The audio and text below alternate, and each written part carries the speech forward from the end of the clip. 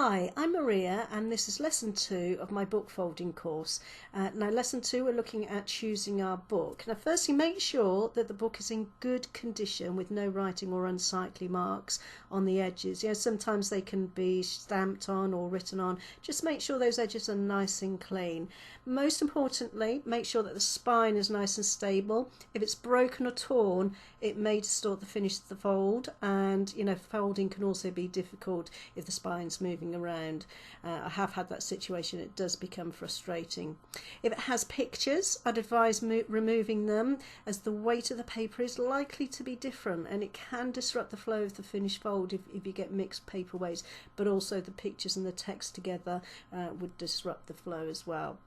Just make sure it hasn't got too many, as tearing out a lot of pages may affect the stability of the book as well. Now paperweight varies from book to book, obviously.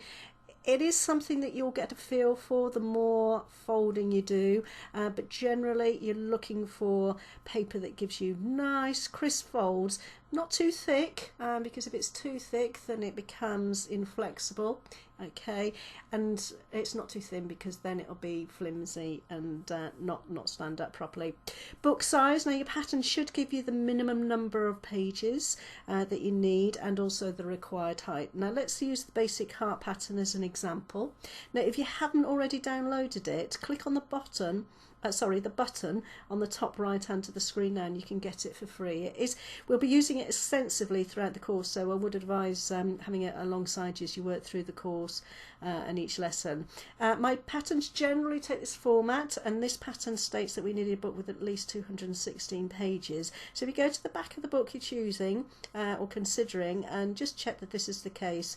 If it has a lot more, then it's up to you whether you use it or not, but just bear in mind that you will have a lot of spare pages at the beginning and end, although I do try and have a few spare pages so I can tear out pages if I make a mistake. And the book we have here, if we go to the back of the book, we have 226, so just enough for the basic heart pattern.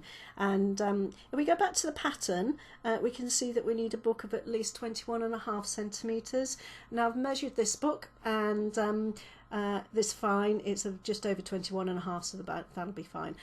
For most patterns there should be a margin at the top and the bottom. Now this because folding does become awkward and messy if you get too close to the edge, and I tend to give about 3 centimetres at the top of the bottom in all my patterns.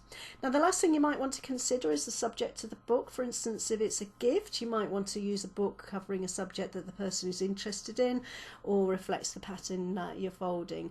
Now this one is Michael Parkinson on golf, so this one would be good for a golf enthusiast.